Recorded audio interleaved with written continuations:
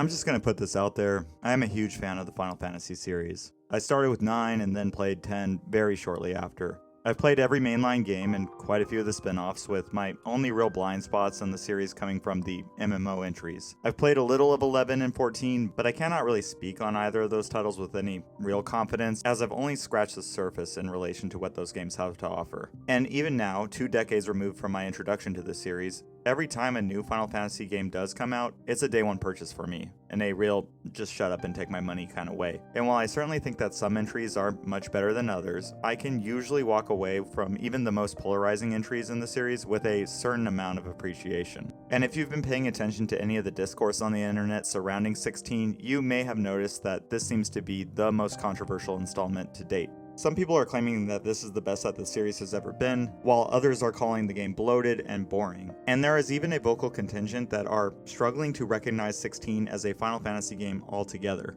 And in a lot of ways, this title is one of the hardest games I've ever covered, simply because I pretty much understand where everyone is coming from. In order for me to properly discuss 16, I'm going to have to issue a spoiler warning from here on out. I have no real interest in doing a beat-by-beat analysis of the story, but I want to speak freely on the entirety of what this game is. So consider yourself warned. If you haven't beaten the game yet, this is your opportunity to leave. But back to what makes this title so polarizing. From a plot and presentation perspective, this is a pretty remarkable outing, but there are some real issues in how this game handles exposition and both character and world development. When it comes to combat, this is the most fully realized action system that the series has ever implemented. Final Fantasy hasn't been strictly turn-based since 10, and in the 22 years that have passed since that game came out, holy shit, I'm getting old. I'm dying. The series has experimented in all sorts of ways to make this transition into full action territory. The combat is fast, responsive, and nuanced in such a way that it really feels like the culmination of 2 decades worth of experimentation. The presentation is simultaneously the best that the series has ever seen, with its larger-than-life set pieces, glorious vistas, masterful performances, and even terrific soundtrack. But in this game's more meandering moments, the presentation tanks itself to some of the lowest depths of quality that I've seen in recent years. But as far as that one bit of discourse goes, that this isn't Final Fantasy, or #not my Final Fantasy horseshit rhetoric, that is a bridge too far for me. Of course this is a Final Fantasy. It says so right on the box. Square Enix published this with a giant Roman numeral right next to the title. This is Final Fantasy for this exact moment in time, and will be, at least until the next one comes out.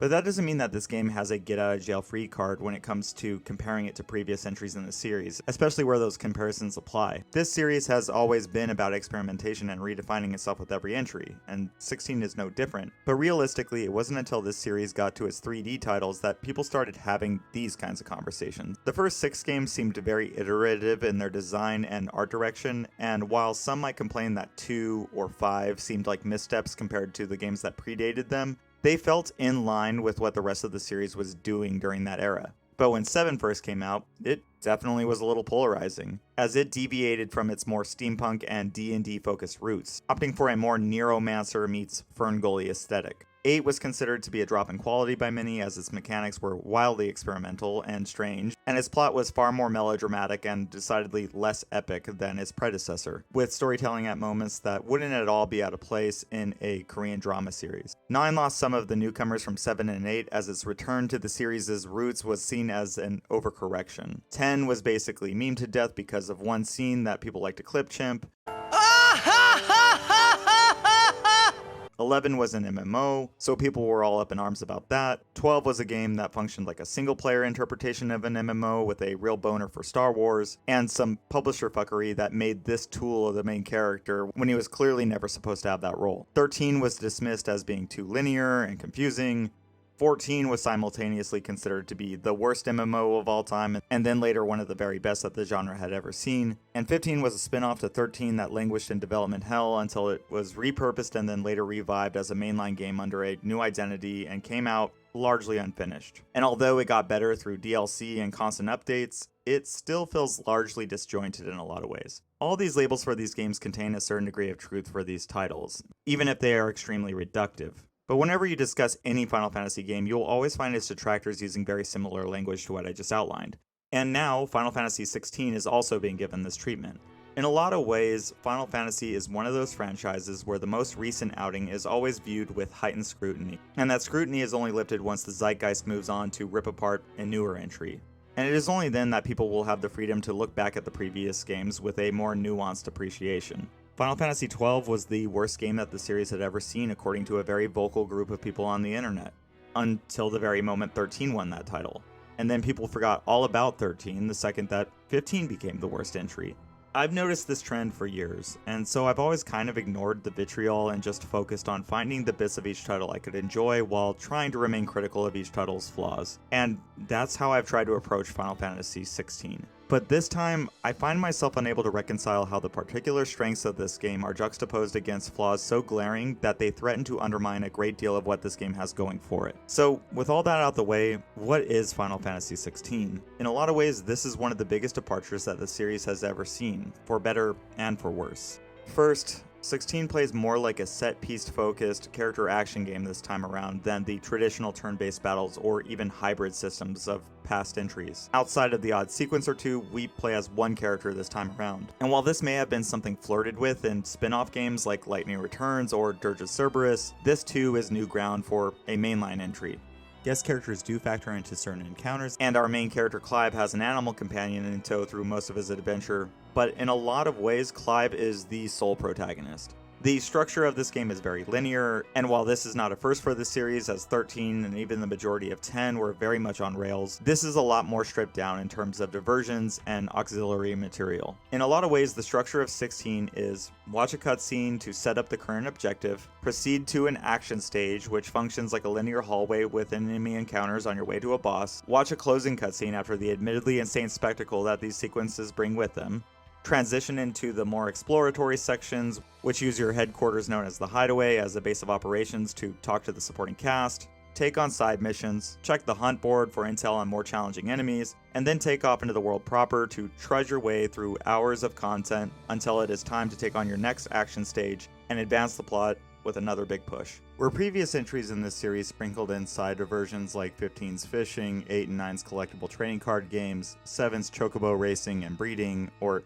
even Blitzball found in 10, Final Fantasy XVI is much more focused on its plot and side missions that add either characterization or world building. In a lot of ways, Final Fantasy XVI is more focused on its narrative than the series has been in decades. And this is a double-edged sword, but I will expand upon that in a little. In a lot of ways, the overall success of 16 really depends on how effective its storytelling is, how convincing of a protagonist Clive is, how good this new action-first combat comes across, and just how believable this setting of Valisthea is for the player. Let's start with Clive. Anyone following this game or who has played the demo knows his setup. He is the firstborn son of the Archduke of Rosaria, but despite being of noble blood, he did not inherit the powers of the Phoenix Icon. Icons being this game's equivalent of summons found in previous games, and even sharing some particular standouts from the franchise's stables. But Icons are distinct over the Aeons of 10 and the Eidolons seen in past games, in the fact that the user doesn't just summon these godlike creatures, but instead, in 16, the summoners, in this game Dominance, have the ability to transform into these creatures, Attack on Titan style.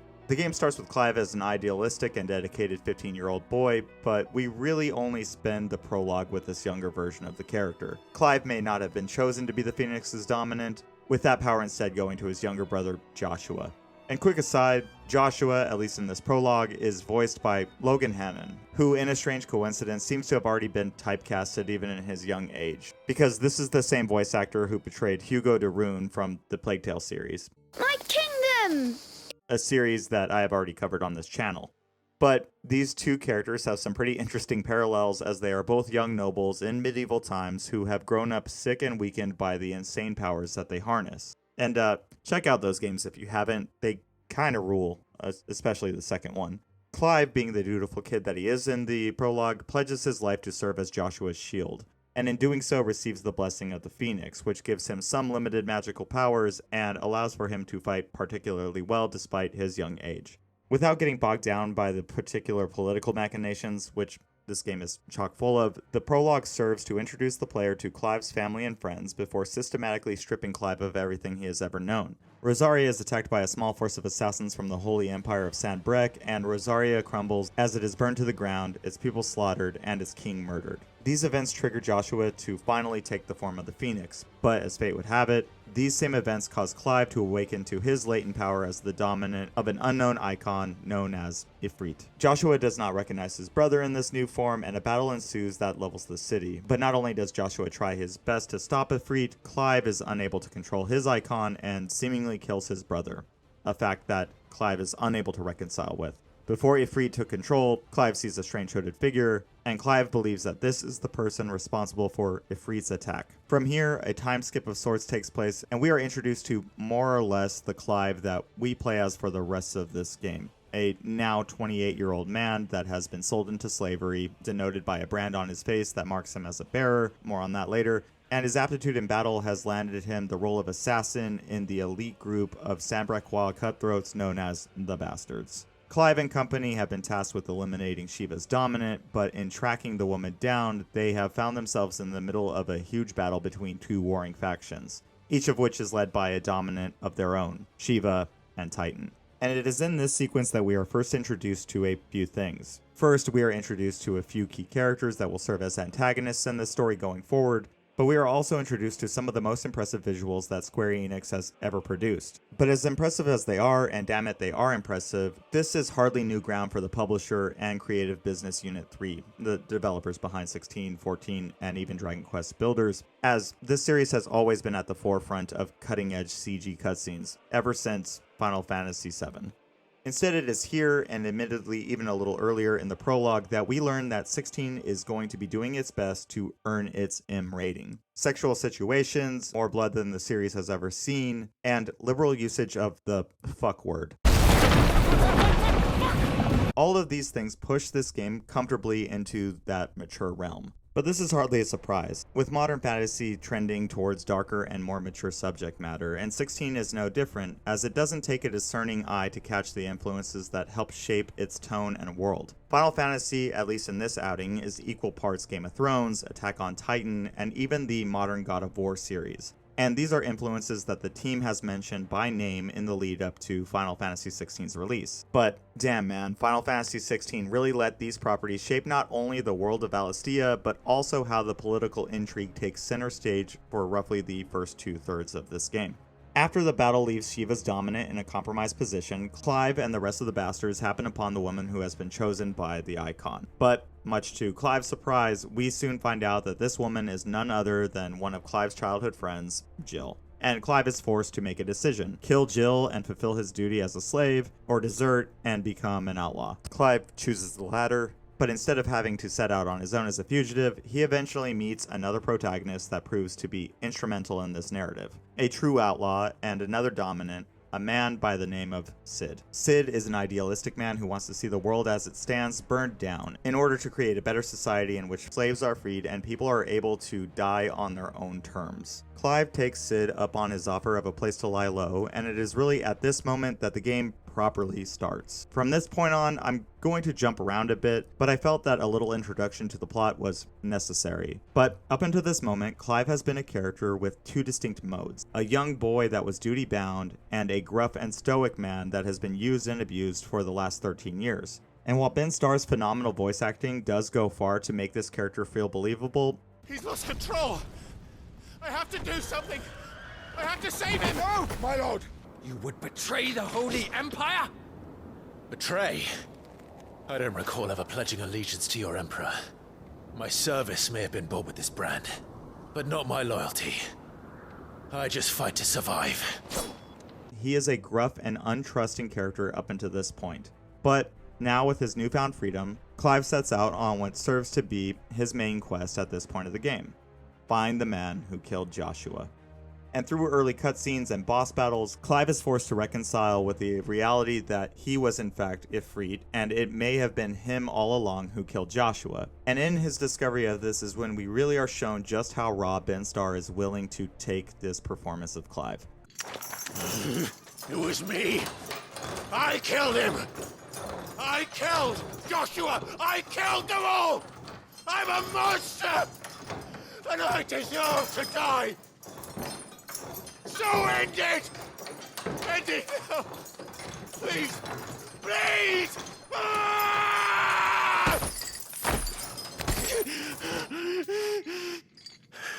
Clive is a broken man, and the writing and voice acting make you feel it. But eventually Clive decides to dedicate himself to Sid's cause, and we see a new dimension to Clive's character. And it's at this point that we really start to get a new feel for who this man is. He's kind, he's sensitive and sentimental, and if you play the side quests as they become available, he's willing to help anyone with anything they need. And I do mean anything, but I'll expand upon that a little later on. But just as Clive is really coming into his role of Sid's right-hand man, Sid makes his ultimate plan for freedom known. He wants to destroy the mother crystals that provide people with magic, as by Sid's estimation, they seem to be sucking the life force from the planet, resulting in the Blight, a scourge that has been poisoning Valencia's water and soil. You know, in this world, winter is definitely coming, and the parallels only become more obvious. But with the crystals gone and magic gone, it would also mean that anyone who can use magic without the aid of crystals, people known as bearers in this game,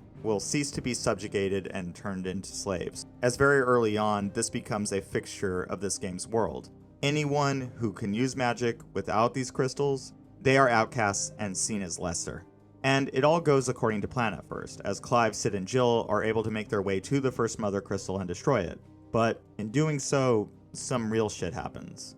First, Sid dies, and it's a damn shame. Not only is he the single most interesting character in this game, but Ralph Ineson, also of Game of Thrones fame. Who are you? Dagmar, the first mate. They're not going to respect you until you prove yourself. Brings so much dimension to this character. I reckon I can take you, if that's what you want. But first, I thought I'd give you the benefit of my timeless wisdom. It seems to me, you see, that since you're still breathing, you might as well make yourself useful. Get dressed. Pretty as you are, you're not my type. And, I mean, it's really no surprise that this character dies. He is the classic mentor character. Dumbledore, Obi-Wan, and even Chubbs from Happy Gilmore are other examples of this archetype. Wait now. It's all in the head. Yeah, it's all in the hips. These characters give the heroes their mission, train them, but ultimately have to die in order for the hero to rise to the occasion. And Sid was pretty much marked for death at the very moment he was written, even if he really was trying to die on his own terms by continuing to chain smoke between coughing up blood on a regular basis. Second, we meet the real antagonist of this story, a godlike entity named Ultima that wants to claim Clive as a vessel, but I'll expand upon him later. And finally, we find out Joshua is still alive. And between Sid dying and some stuff that I skipped over, one of the antagonists destroys the hideaway, and we are again time skipped into the future. Only this time it's only by 5 years, and Clive is now old enough to be a millennial if he lived in our world. Clive is now the leader of the hideaway, even if it did have to be relocated into the wreckage of an old airship, and he has now taken Sid's namesake and become the realm's most notorious outlaw. He has removed his brand in order to move more freely about the realm, and he is now dedicated to taking down all of the mother crystals, and hopefully finding Joshua in the process. It is at this point where Clive's character development mostly comes to a halt. Don't get me wrong, there are moments and performances that hit during the bigger set pieces, but by this point, Clive is still damaged by the tragedies that had shaped his early adulthood, but he has also been absolved of killing Joshua. So this is a less burdened version of Clive, even if he always reverts to being the duty-bound kid that he always was. Just now he's bound to Sid's legacy instead of being Joshua's shield for the time being. And between side missions and slower plot beats, we learn who this character is. And that is a protagonist. And I mean that in kind of the most vanilla way possible. Clive is empathetic, he is kind, and now that he has opened up, he is virtually flawless. Sure, he did some killing while he was enslaved, but that was off screen and it made sense in the context. The character in front of us for the rest of the game is always selfless and written in such a way where the term good guy just fits this man better than anything else I can think of. And I have to admit, it can be kinda boring. The best Final Fantasy games have always had flawed protagonists. Cloud was only willing to help people if he got paid, and the trauma that he had faced while he was in Soldier had forced him to take on a new identity. And while these things were addressed over the course of the narrative, it took hours, and Cloud was really only able to become the hero after things had really gone to shit. In 9, Zidane goes through some mind-breaking shit in the back third of the game and has to overcome it. In 10, Tidus is a whiny shithead with daddy issues until he slowly learns the truth of not only his identity, but also the very nature of his existence. And in 15, Noctis gets into a screaming match with his best friend at a moment where things are at their worst because he is unable to see that he is not the only person whose pain matters. Clive is static from this point onward. In a lot of ways, if I had to compare him to a character, he is a lot like Kazuma Kiryu from the Yakuza series. A stoic killing machine with a heart of gold that will give everything of himself at a moment's notice, and a man who exists to help everyone, no matter how menial the task. Except in Yakuza, this straight man thing is always played against a ridiculous world, which makes his demeanor infinitely more funny and entertaining. Kazuma rules because he is the only person taking this world at face value. And as a result, we get to laugh at him as much as we laugh with him and ultimately empathize with the character. Clive is a do-gooder that refuses to give up his gruff demeanor, making it so while he still comes across as edgy and brooding, he will always do the right thing. Only he will just have to grunt and speak in a hushed tone while he agrees to do so, usually with his arms crossed in the same manner every time. On second thought, perhaps you are just what I need. Might your services be for hire? That depends on the job. And when I say grunt in a hushed tone, I'm not exaggerating. But it is the majority of the cast that does this. Victor sends his thanks. I doubt Kupka will miss the fools he sent to catch me. Could it be that you've come for one of my lessons? Is that so hard to believe? Mayhap we look in the wrong places. There are still libraries to the north. I'll see what I can do.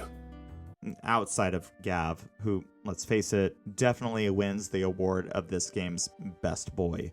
But I haven't seen this kind of a necessary weight placed upon every single line of dialogue, no matter how superfluous, since the abysmal sepia nightmare that was the movie version of Harry Potter and the Half-Blood Prince.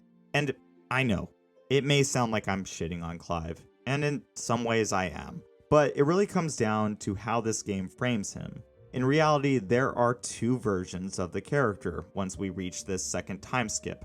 There is cutscene Clive, and by that I mean the cutscenes of consequence that actually advance the plot and the scenes that bookend the action stages. In these sequences, this Clive is raw and expressive. He moves around the scenery and emotes convincingly. He is likable and relatable, and a lot of care has gone into his character development. And then there is the Clive that exists for the rest of the game, a character that just meanders about and stands a few feet from whomever he is grunting at with his arms crossed for minutes at a time before expressionlessly walking off to go play errand boy. I'm just the errand boy. And we are stuck with this sub-audible and largely unintelligible mannequin for far more of the game than the other version. And to be fair, Final Fantasy has always done this kind of thing. 10 is probably the best example of it, as it was the first Final Fantasy to feature voice acting for every character, but for the sake of this video, I'm going to hone in on the protagonist of Tidus. There are effectively 4 different character models for this protagonist. There is the field and battle model, which serves its gameplay functions and ultimately has very little to do with the storytelling outside of a few quips. There's the establishing scene model with flat textures on his face that is only really meant to be on the screen for mere moments at a time, but this model is capable of animating lightly for certain sequences. And then there is the actual emotive model, where Tidus' face is rigged and he is capable of nuanced expression. There is also the full CG version of this character that is present in the more spectacle-driven sequences, but I'll just leave that Tidus out of this, as what was once cutting edge has now slipped closer to the uncanny valley, and he now looks more like a Neanderthal than the character that we play as for the majority of the game. So, Final Fantasy has always practiced varying degrees of quality when it comes to their characters, either for technical or budgetary reasons. But we are now at the point where the visual fidelity and voice acting here is always rock solid. So, there is less of a tell for when a scene is going to be more action-packed, or Clive just handing an empty fist to the character next to him who is one wrong move away from T-posing. I should say that I ended Final Fantasy XVI liking Clive as a character quite a bit, but when I think back on it, it is almost always action stage Clive. And Explorer Clive, he just kinda got on my nerves. And really that takes me to the storytelling in this game. Again, the cutscenes that justify this game's budget, they are amazing. Some of the best looking in all of video games. The narrative can be intriguing, heartbreaking, and poignant. And I know when it comes to me actively remembering this game years from now, these are going to be the moments that I recall. Dion confronting his father in the throne room, Cid lighting up another cigar after coughing up blood, even the action sequences where Garuda is playing with Clive before the battle itself begins. These action stages and bespoke cutscenes hit hard, and they get you invested in a way that cannot be undersold. But again, these sequences are just outnumbered by the sheer amount of time that Clive will be bumbling around the map from quest icon to quest icon, only to be told to return on foot to the person who originally tasked him with collecting whatever MacGuffin he handed over in his empty fist after grunting at them. In the cutscenes and action sequences, there are real consequences to the plot. Cities will be leveled, main characters killed, the world changed by the events of these moments. But you never really feel any of this outside of these cutscenes. Towns are largely static, the connecting areas are largely barren outside of fodder enemies that are far too easy to kill to actively squeeze any real enjoyment out of this game's fully realized combat system, and things just slow to a crawl.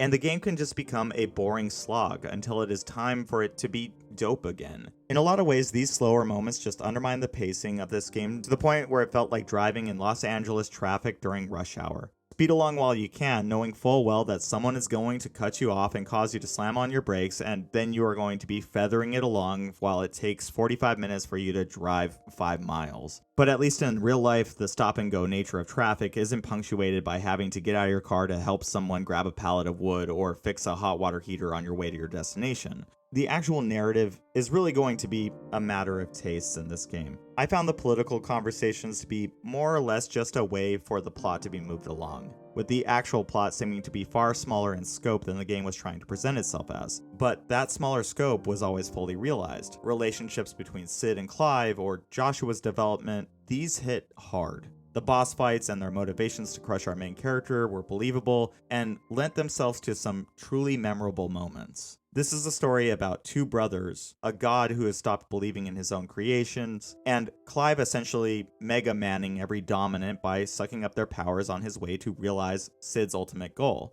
And those moments, they all fucking work. And even the main antagonist, Ultima, is an amazing enemy as he is so alien and unrelatable and just cold, with a design and performance that just embody all of that. Every time this Dr. Manhattan wannabe showed up, I was sucked into his simultaneously cryptic and coldly literal speech. And his machinations that lead to the final conflict by essentially setting the events in motion that lead Clive to becoming the ultimate vessel while returning Ultima to his full power are inspired. But along with all of these high points, there are characters like Goots, who is almost a carbon copy of Hodor from Game of Thrones, Torgal, which is just a direwolf, tell me I'm wrong, and fuck man, there's even an accessory called the direwolf Jess in this game. So much of this game's trappings are borrowed from other source material. And while influences are fine, it was pretty clear to me that Clive's mother was going to go all Cersei Lannister from the moment we were introduced to her. And when influence essentially start to spoil or at least heavily foreshadow what is going on in this game, it does rob Final Fantasy XVI of some of its surprise factor. And I don't know, I just often found myself wishing that this game was just a little less referential. And this referential nature even carries into the combat. Anyone who has read up on this game has probably heard the news that Ryota Suzuki of Devil May Cry fame was brought on to design Final Fantasy XVI's combat. And when I heard that news, I couldn't be any happier. I'm a huge fan of DMC, both the mainline series and even that Ninja Theory game that we're not supposed to talk about anymore. DMC might be the best in the series, but I know that that opinion is sacrilege. Snappy combat with iframes, canceling, parrying, and just responsive inputs, and 16 does offer all of that. But it couldn't be more clear that this dude worked on Devil May Cry if he tried, with more than enough moves having direct analogs to DMC. You can Helmbreaker, down thrust, Deadly Embrace. Oh, you can just call that Devilbringer if you want. Lunge, I guess it's an easier way of saying Stinger. I get it. And the list just goes on and on. Don't get me wrong, the combat is good. I like it. In fact, I like most of the encounters here. They're fast, the game is satisfying, you feel like a god when you time things correctly, especially counter abilities from the Titan Tree, and there are more than a few things that give this combat its own identity. The will bar that allows for Clive to stagger enemies is great. It was also great in Final Fantasy VII Remake, maybe a little better there because you had 3 characters to kick the enemy's teeth in while he was down, but Clive's kit definitely makes him feel like a force to be reckoned with. But Clive's kit is also a problem. Similarly to how the narrative is of two minds in the fact that it is either the coolest thing that you've ever seen or just bland, there are 2 distinct types of combat in this game. You have standard enemies like soldiers, bombs, and these little robot guys for some reason, and these enemies let you go crazy. Snatch them up in the air with Garuda, juggle them around a little bit, crash them down, relaunch them. So many options are at your disposal when it comes to these enemies. In fact, too many options might be at your disposal, as these fights are a little too easy once you get the hang of this game's systems. And enemies die far too quickly to actually allow for you to fully style on them. But it is fun while it lasts. But with them dying so quickly, you are often unable to really get the most out of the combat. If you've been on YouTube, you might have seen some Final Fantasy XVI combo mad videos that show the actual depth that this system allows for. But the problem is that all of these insane combos are always being done against a training dummy, because when it comes to the actual game, you will not even get through one of these reps before the enemy dies. But then there is also the second type of enemies, and these are the big boys and bosses. Enemies that cannot be juggled or even launched into the air at all. These are the enemies with will gauges, and you will have to play against them in a style that is far more like Final Fantasy VII Remake than DMC. You keep the pressure on them until your ability cooldowns wear off and you are able to stagger them, and then you unload everything you've got until they get back up to their feet. They hit harder, take longer to kill, and bring the most variety to enemy typing and animations, but they do so in a way that really limits your options on the battlefield. And while I would never call these fights bad, they did highlight some design choices that I can only call interesting. In Final Fantasy VII R, one of the main ways of staggering an enemy was by hitting them with an elemental weakness. In fact, Final Fantasy as a series has always given the player advantages either with raw damage, stagger state, or in some edge cases, one-hit kills when weaknesses are identified and exploited. 16 does not do this. If you are fighting a bomb, you know bombs, the enemies that for decades heal and grow until they detonate on you, especially if you cast fire on them, you can just hit them with all of your Phoenix and Ifrit abilities. Just go nuts on them. And while this just might seem like a nitpick, it does illustrate how limited strategy can feel in Final Fantasy XVI. At all times, the most important parts of your strategy in combat revolves around depleting will and then unloading your damage. Sure, there is nuance. Certain abilities synergize together nicely. Dodging and parrying are more effective when they are timed at the best moments. Healing and ordering Torgal around can mix things up a bit. And Limit Break increases your speed and damage while healing Clive. But I always felt like something was missing.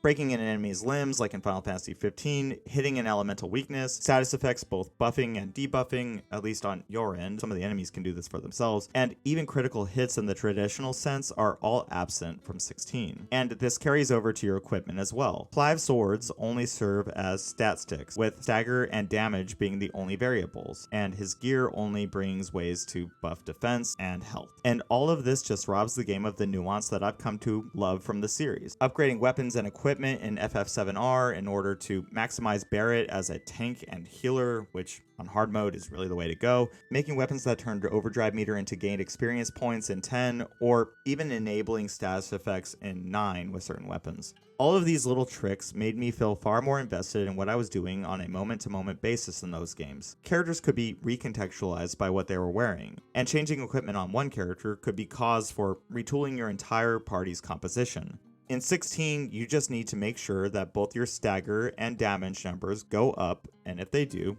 you're golden. And even this is robbed of any depth by the fact that weapons always have identical numbers for both variables. So this makes it so that the only nuance here is coming from how you decide to make use of all of your 6 icon ability slots. And there definitely is nuance here to be sure, but it always serves to the same end. Change your shit around in whatever order you can in order to maximize stagger and damage in a way that is conducive to your playstyle.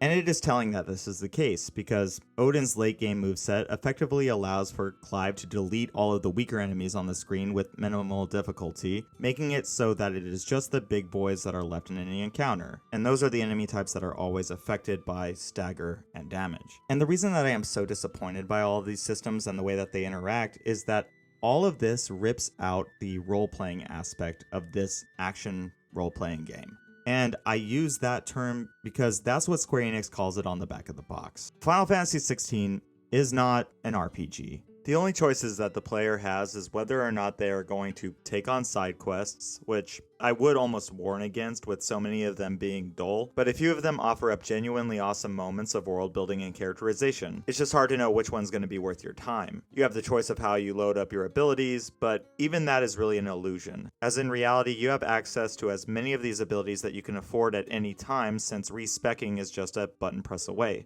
Accessories are probably the closest thing to the way that they have been presented in previous games, but they all serve as ways to offset cooldowns, raise damage, or, if you are using them, offset difficulty if you are struggling with the combat. And I get it, these ease of use accessories might be the thing that allows for you to experience this type of game if you struggle with action combat. But I assure you, this is not a hard game at all. It is painfully easy with just a little bit of practice, and if you find yourself struggling in the beginning, stick with it, and I'm sure you'll overcome it. If this game is an RPG, every game that features numbers going up or down is an RPG. Metal Gear Solid 2 is an RPG because you can do pull-ups to increase your stamina bar. Call of Duty is an RPG because you can choose your loadout.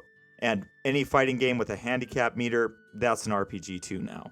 And I think that is what players mean when they say Final Fantasy XVI is not a Final Fantasy game. It's a stupid statement, but what I think they mean is Final Fantasy is not a RPG anymore. And for these people, and for someone like me who has been with the series for longer than I haven't at this point, we are people who like to feel that by carefully reading item descriptions and by doing deep dives into systems, we can leverage even the most insane challenges back into our favor. We like breaking games. We like feeling like our choices matter. We like cruising around with our party members and partaking in side diversions. One last round of fishing before taking on the end of the world. We like to grind, and we like to maximize our stats so that we can see that magical 999 damage value flash on the screen. And all of that is missing here. And I think I understand why this game is the way that it is. The story, the main moments, they are good, even amazing at times. But the rest of this game being as meandering as it is, I'll bet that has a lot to do with who is making it. Naoki Yoshida and Hiroshi Takai, who are at this moment in time some of the key members behind Final Fantasy XIV. In a MMO, meandering and uneven pacing is the name of the game. Not only are these games meant to be played for countless hours, and narratives meant to unfold over the span of years, but this pacing and busywork is offset by a vibrant player base, countless diversions, and all sorts of emergent gameplay. In a single-player game, we don't have all of these benefits. So when we are running from quest giver to objective and then doing it all over again, we don't have anything to distract us from the two characters staring at each other with dead eyes and wooden posture. I would like to cover one of Final Fantasy XVI's late game side quests. Clive receives a letter from his brother, Joshua. Joshua is standing within walking distance of Clive, but I guess Josh just wanted to keep whatever he was talking about on the low, or something. The letter outlines that Joshua is worried about Jill. So after reading it and accepting the quest, we get an icon on the map that tells us that now we can go and talk to Joshua. We walk over to him, and then we sit idly by as Clive and Joshua discuss Jill, before coming to a conclusion that seeing some flowers that may remind her of her childhood might be the best way of cheering her up. But Joshua wants to go with you to the spot where you last remember seeing the flowers before you just go there with Jill. So you go to the map and then you teleport to a fast travel point that is literal steps away from where you just spawned in. You make your way to the quest icon, and then a cutscene plays out where the two brothers stand across from each other, identifying that this part of the world has succumbed to the Blight. And while the two identify this place as a bust, they decide that you're going to have to go and see if anyone else in the world knows where you can find these flowers. So you teleport back to where you started, the hideaway. And now you are tasked with talking to the hideaway's friendly botanist. So we slowly trudge our way to the furthest point away from us in the hideout, and then we watch another cutscene where Clive grumbles at the kind young woman until she tells us where to go next. Once we know where to go next, we teleport to Northreach, as it is the closest obelisk to our objective. But there's a small problem. In order to get to the next quest marker, we have to cut through the town of Northreach itself so that we can loop around and then start making our way through the fields on our way to the objective. But whenever you are in town, you cannot run or sprint, so making your way through this environment the long way around just takes up even more time. Once you get back out into the field, you hop onto a chocobo and ride to a small cliffside by the shoreline. And that is where we find our objective. But again, there is a problem. There are monsters frolicking in our patch of flowers, and we can't have that. So Joshua and Clive slaughter them for having the audacity of enjoying their ecosystem. There's then a small cutscene, and a Minotaur that just watched his friend's senseless murders sets out to take revenge on our main characters. But the Minotaur is no match for our demigod protagonist, so he too is mercilessly cut down. Another cutscene, and then we are teleported back to the hideaway. This time, the game decided that we can just end up there instead of having to go into the map and clicking on it. Joshua and Clive have another cutscene where they talk to each other, and now it's finally time to talk to Jill. We talk to her for a little bit in another cutscene, and then we are teleported back to the field again, the same one that we were just in, and then there is yet another cutscene. Except this time, it's a bigger cutscene of higher quality, and yeah, it's a relatively touching scene. But then the quest ends. So what was our reward for all of this? An accessory that cools down a Shiva skill just a little faster, a garland that goes in Clive's trophy case, and a notification that we have joined hands with Jill. Meaning that as long as we are meandering around the world, Jill will accompany us until we take off towards the last game's objective. But there's one big problem with this. This quest for Jill, was the last available side quest for my entire playthrough. I had already completed all side quests, I had already forged the ultimate weapon, and even the hunts, which are a small diversion that basically take you to remote parts of the map in order to fight a retooled boss-type monster, except this time with a cool little title card, all of those had been done. Everything had been done. So I had nowhere to take Jill. And even if it wasn't, even if I had done this quest a little earlier, it wouldn't have mattered, because Jill doesn't offer anything of consequence in the field or in battle. This quest took well over 20 minutes, by the way. And all quests are like this. And not just side quests either. This kind of design even shows up in the main story, outside of the action levels, of course. And this is what I'm talking about. All of this could have been edited down. In the conversation with Joshua in the beginning of the quest, he could have talked to Clive at the very beginning, and at the mention of the flowers, Joshua could have told Clive, "Hey, I know what you're talking about, but that place is gone. We shouldn't even go there. I tried to visit it while you were busy being a slave, and that place is just barren. But guess what? I do know of another spot where those flowers grow. You know, I've been traveling the world. Take your girlfriend there." From that point, you can go talk to Jill, teleport in, witness the cutscene, and the tender moment would have been delivered at a fraction of the time. But no, this first gear approach is how 16 paces its quests. This is the game we are playing, for hours and hours at a time. In fact, I should make note of this. This quest with Jill was one of the better side quests for this entire game. This kind of structure works in an MMO that is designed to keep you paying for your monthly subscription and lure you seamlessly from payment period to payment period. But I paid my one-time fee of $70 for Final Fantasy XVI. You don't have to drag all this out. You didn't have to write all this dialogue, and you didn't have to paste these cutscenes like this. I opted in. You already have my money. Final Fantasy XIV is a fan favorite. People love it, but Square loves it even more. It is a cash cow. It is arguably the most successful thing Square Enix has ever produced. They trust it, and with the mainline Final Fantasy series not having quite the same reception since, well, 10, they decided to entrust this newest mainline entry to their MMO people. And I get it. These guys are the MVPs, but this MMO style bogs down the best parts of this game. You know, the parts that people actually want to see. And with that said, I think it's time for me to hone in on this game's director. Outside of Final Fantasy XVI, what other games has Takai directed? The Last Remnant in 2008. Oh, okay. I see what's going on. Surely he's been involved with some other stuff, right? I mean, like, Romancing Saga and The Bouncer. Okay, I get it now. My bad. That's why this game is the way that it is. It's cool. Sorry I mentioned that. Yet somehow, I still walked away from Final Fantasy XVI feeling largely satisfied. Even with all of these complaints and criticisms, there were moments here that were just terrific. And I personally found the ending to be one of my favorites in the series, in no small part due to the performances of these characters and the way that these real cutscenes hit. 16 is a flame that burns extremely bright, but there's always something around the corner in its structure that seems designed to deprive it of the oxygen that it needs to sustain itself. It was a game that I wanted to love, and at moments I could find myself truly close to falling for it. But there were just one too many quirks here that made it impossible for me to get there. So, is Final Fantasy XVI a masterpiece? Parts of it are, but as a whole, no. Not even close. So is it a misstep? Well, that depends. If the pacing doesn't bother you and you're okay with an action RPG missing the RPG part, then you will probably be into what this game is doing. Only time will tell if this is the direction Final Fantasy is going to commit to.